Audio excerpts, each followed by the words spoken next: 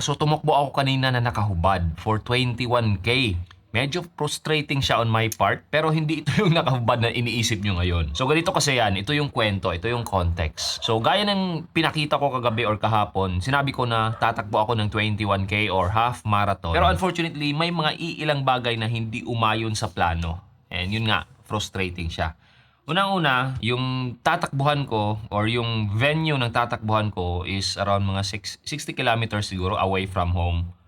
So nagising ako mga 1 pa, 1:10. Nagmotor ako doon, patungo doon around 2 AM. So dumating ako roon mga 3:09. Nagbihis ako. During that time, ng pagbibihis ko, tinatawag na yung participant ng 21K. Sabi nila, magsisimula na tayo. Usually naman kasi, Pilipino tayo, Filipino time. So, expected ko na hindi 3:30 yung simula talaga ng takbo. To cut the story short, wala akong proper warm-up. So, nakapagbihis lang ako. Medyo konting pogo hops lang, 1 minute. Actually, wala talagang pawis. So, yun nga, yung tatakbuhin ko is 21K. So, kailangan ko talaga ng warm-up. So, yun yung unang problema doon. Pangalawa, during this, dun sa starting line, itong relo ko, hindi makasagap ng GPS signal. Nag-restart na ako, nakailang ulit akong initiate ng workout or yung run, hindi talaga siya makasagap. Ang nangyari, nung nag-start na, iilan sigurong segundo pa bago ako humabol. Kasi nagbabaka sakali pa ako makasagap siya ng signal. Pero hindi talaga. So nag-start na lang ako. Ang iniisip ko na lang, ang titingnan ko na lang is yung time. Bahala na si Batman. So yun. Tumakbo ako na walang feedback kung ano yung pacing ko, saka ilang kilometro yung actual na tinatakbo ko na. Yung heart rate, relatively accurate naman siya. So doon lang ako or tumitingin na lang ako sa heart rate. Wala pang 3 kilometro yung heart rate ko nasa 190 plus na. Hanggang for the first time, umabot talaga siya ng 199. Yung previous recorded ko na max heart rate is 194 lang. Ngayong araw, umabot siya ng 199.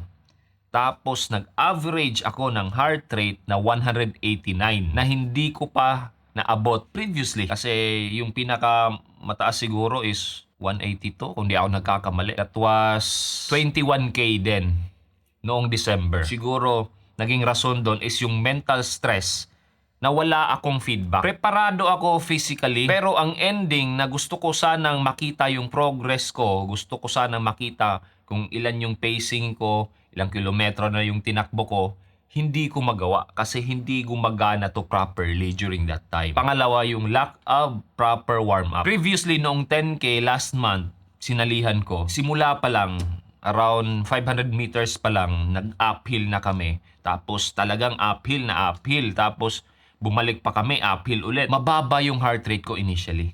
Siguro hanggang 5 kilometers, nasa 160 lang. Tapos yung pacing, nasa 4 hanggang 5. I attributed it sa pagkakaroon ng proper warm-up. Siguro mga around 10 to 15 minutes yung tinakbo ko or warm-up ko doon, kasama na yung pagtakbo-takbo ko talaga. So, pinagpawisan na ako. Kanina, walang ganon. Saka yun nga, yung mental side ko, which is something na malaking bagay din sa pagtakbo, talagang wala ako doon sa, or hindi ako nakafocus. Actually, siguro wala pang 10 kilometers na sa isip ko, mag-quit na lang. Saka yun nga, meron pa talagang uphill. Medyo napapansin ko na kumikirot ng konti. May mga iilang beses na kumirot yung Achilles part ko na injury previously dong March na halos mga 2 buwan din ako na nag-decrease talaga ng mileage. By that time, ng mga uphill na, instead na straight kong takbuhin, na sa isip ko, ilalakad ko na lang. So, tumitingin ako sa oras, yung ginamit ko is 3 minutes na takbo sa mga uphill, tapos 30 seconds na lakad. So, run-walk strategy. Ganon yung ginawa ko kanina para maprotektahan ko rin yung aking Achilles para hindi siya mabigla, lalong-lalo na hindi ako nakapag properly warmed up. Nasa isip ko, yes, tatapusin ko to, pero magiging smart ako sa aking approach. Pero may mga part talaga, gusto mo nang tumigil, pero dun pumasok yung talagang mental toughness. And kahit na ganun yung nangyari, yun nga sinabi ko, frustrating. Nag-train ako, pero hindi ako nakapag-prepare sa ganung scenario. Good thing na lang, hindi ako na-injury.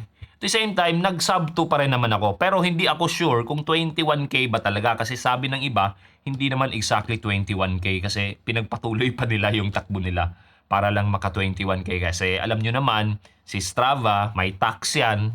So, kailangan nilang habaan pa nila yung takbo nila. So ako naman na ang aim ko lang is tapusin na lang yung takbo. Oras na lang yung tiningnan ko. Naka 1 hour 56 minutes pa rin naman ako. So basically naka-sub 2 pa rin naman ako, pero yun nga, di ako sure kung 21K yung natakbo ko. So yung sinabi ko earlier na tumakbo ako ng walang damit or walang saplot, ang ibig sabihin lang nun is wala akong feedback dito sa relo ko. Hindi yun physically na wala talaga akong sinuot. So ang lesson ko dito is that ito palang relong to, nalaman ko na ito palang Huawei na GT Runner. Every 2 days, kailangan mo talaga siyang i-connect dito sa Huawei app niya.